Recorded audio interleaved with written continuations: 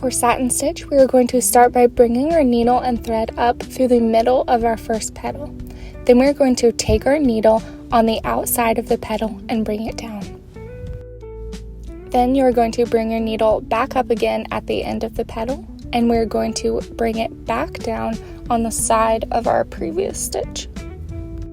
Pull your needle and thread tight, and then for our next stitch, we're going to go on the other side.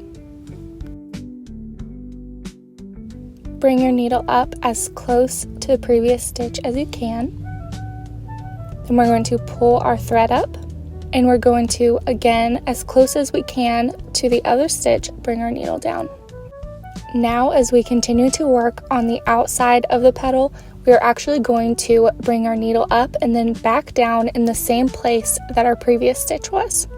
And now for the stitch after that, we are going to bring our needle up again on the side, and this time we are actually going to bring our needle back down about halfway through, a little bit underneath our previous stitches.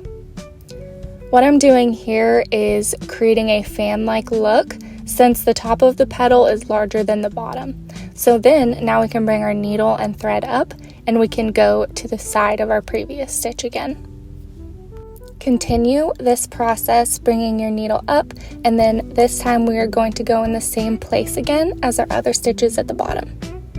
I like to put one little stitch on the side of the petal as well, just to give it a nice full look. Now I'm going to go on the other side of our petal, and I'm going to repeat this process, doing the same exact thing.